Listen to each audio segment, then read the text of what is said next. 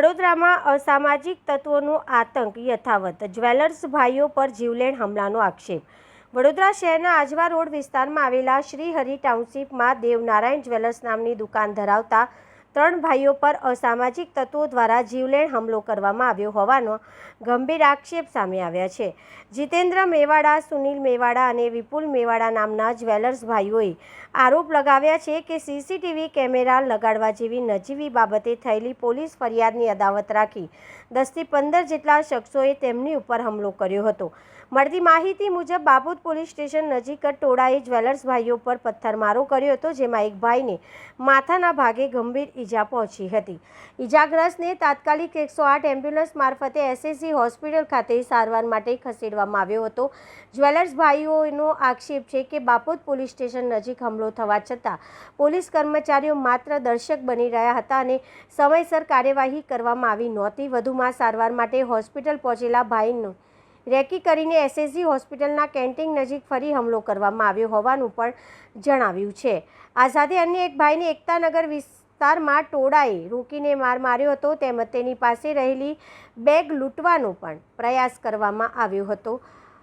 પીડિતોના જણાવ્યા અનુસાર શ્રી હરિ ટાઉનશીપમાં રહેતા યતીન, યશ, અનિલ સહિત અન્ય આશરે 12 જેટલા શખ્સોએ આ હુમલો કર્યો હતો। સમગ્ર મામલે બાપુત અને રાવપુરા પોલીસ સ્ટેશનમાં ફરિયાદ આપવામાં આવી હતી। જ્વેલર્સ પરિવાર દ્વારા આક્ષેપ કરવામાં આવ્યો છે કે પોલીસની નજર સમક્ષ હુમલો થયા છતાં માત્ર અરજી લઈને તપાસ કરવાની કાર્યવાહી કરવામાં આવી રહી છે અને એફઆઈઆર નોંધવામાં આવી નથી, જેના કારણે બાપુત પોલીસની કામગીરી પર પણ સવાલો ઊભા થયા છે। તો મારું નામ વિપુલ મેવાડા છે અને આપણી દેવનારાયણ જ્વેલર્સ કરીને શ્રી હરિ ટાઉનશીપના ગેટ પાસે શોપ છે। તો ત્યાં કેવું છે કે દરેક સોસાયટીમાં અમુક અસામાજિક તત્વો હોય એવા ત્યાં પણ છે। તો એ લોકો શું કરે છે કે આપણી દુકાનની સામે જે પાર્કિંગની જગ્યા છે ત્યાં પાણીપુરીની લારી લગાવવા માંગે છે અને હપ્તા વસૂલી કરવા માંગે છે, બેઝિકલી જે અલાઉડ નથી, લીગલ નથી। તો આપણે એનો વિરોધ કરતા વીએમસીમાં કમ્પ્લેન આપી હતી, તો વીએમસીએ ત્યાંથી એમને હટાવી દીધા હતા। તેમ છતાં એમને શું કર્યું કે 10-15 દિવસ પહેલા આપણી દુકાનનું બોર્ડ ડેમેજ કરી દીધું, જે અત્યારે પણ ડેમેજ કન્ડિશનમાં જ છે, તમે જોઈ શકો છો। તો પછી આપણે શું કર્યું કે આપણી દુકાનની સેફટી માટે, આ તો આજુબાજુમાં ઓલરેડી 2 વાર આપણે તાળા તૂટી ચૂક્યા છે જ્વેલર્સની દુકાનના, તો આપણે સેફટી માટે શું કર્યું કે આપણે જે ગેટ પાસે આપણી દુકાનની જે દિવાલ છે એની ઉપર આપણે 2 કેમેરા લગાડી દીધા।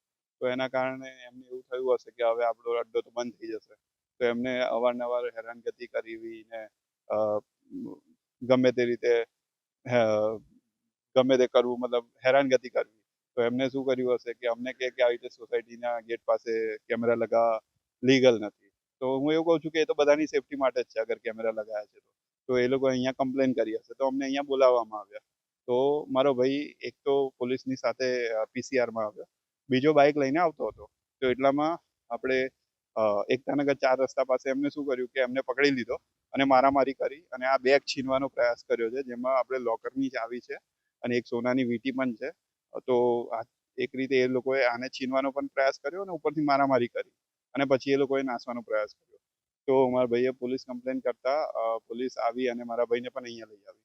તો હવે અમે અહીંયા કમ્પ્લેન કરાવી એ કેસની કે મારા ભાઈને જે મોટા ભાઈ સાથે મારામારી થઈ હતી અને બીજો જે એમને પ્રયાસ કર્યો હતો આ જૂટવવાનો। તો શું થયું કે અમે એ કમ્પ્લેન કરાવીને પાણી પીવા માટે આ પોલીસ સ્ટેશનની આ દિવાલની બહાર જ ગયા છે અને પાણીની બોટલ લઈને અમે અહીંયા આવ્યા જ છે અને એ લોકો ફરી તૂટી પડ્યા પોલીસની સામે જ। અને આ ભાઈને આવી રીતે મારી દીધું અહીંયા માથામાં, જે લોહી લુહાણ થઈ ગયું છે, અત્યારે ટાંકા પણ આવ્યા છે એમને। ભાઈને જ્યારે મારવામાં પોલીસ કર્મીઓ ઊભા હતા?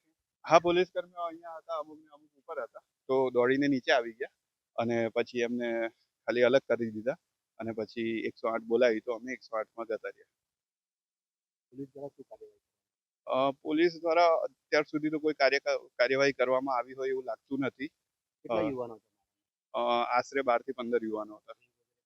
હા, એ બધા મોસ્ટલી ડ્રિંક કરેલા જ હોય છે 24 કલાક। નશાની હાલતમાં ફરિયાદ આપવા માટે? નશાની હાલતમાં ફરિયાદ આપવા આવ્યા હશે, આપણને એટલું ડિટેલમાં ખબર નથી, પણ જે હુમલો કર્યો છે મારા ભાઈ પર, એ તો ડેફિનેટલી પીધેલી હાલતમાં જ હતા। શું નામ છે?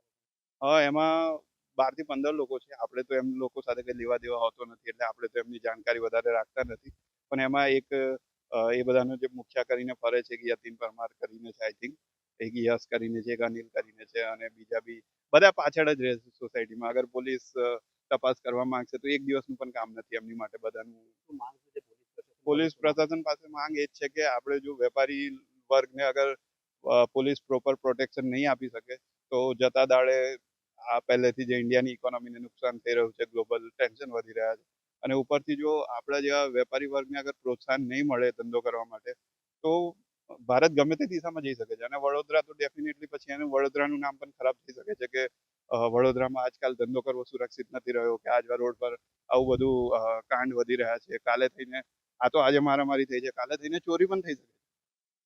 એટલે પોલીસ પાસે એ જ માંગ છે કે જેટલી જલ્દીથી જલ્દી બની શકે કાર્યવાહી કરવામાં આવે, જેનાથી વેપારી વર્ગને સંતુષ્ટતા રહે કે ના અહીંયા ધંધો કરી શકાય છે.